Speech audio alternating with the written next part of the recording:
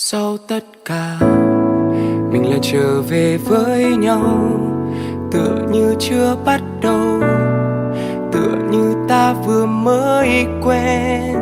Sau tất cả lòng chẳng hề đổi thay, từng ngày xa lìa khiến con tim bồi hồi, và ta lại gần nhau hơn nữa.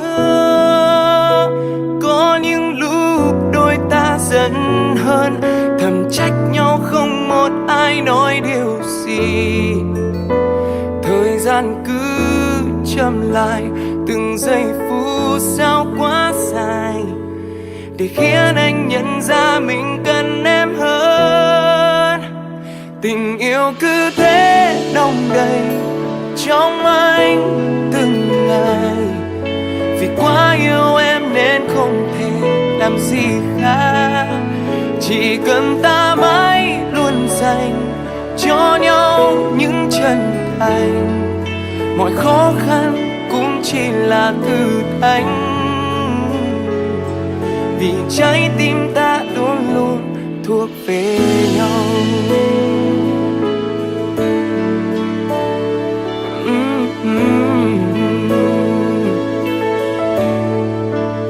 Sau tất cả mình lại chung lối đi, đoạn đường ta có nhau, bàn tay nắm chặt bấy lâu. Sau tất cả mình cùng nhau sẽ chia, buồn phiền không thể khiến đôi tim nhàn nhòa, và ta lại gần nhau hơn nữa. Có những lúc đôi ta giận hơn, thầm trách nhau không một ai nói điều gì.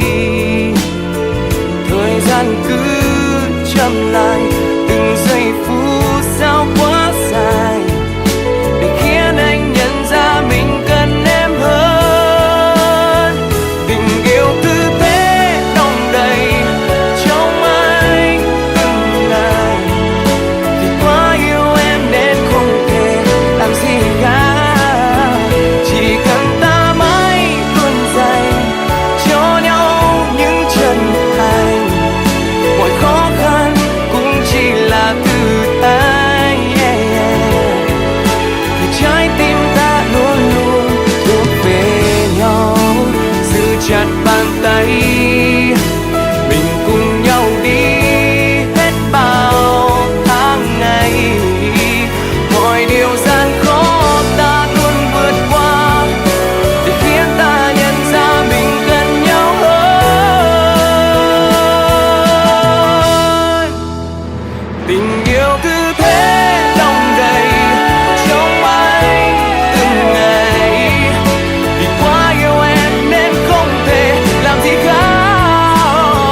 Chỉ cần ta mãi luôn dành cho nhau những chân thành, mọi khó khăn cũng chỉ là thử thách, vì trái tim ta luôn luôn thuộc về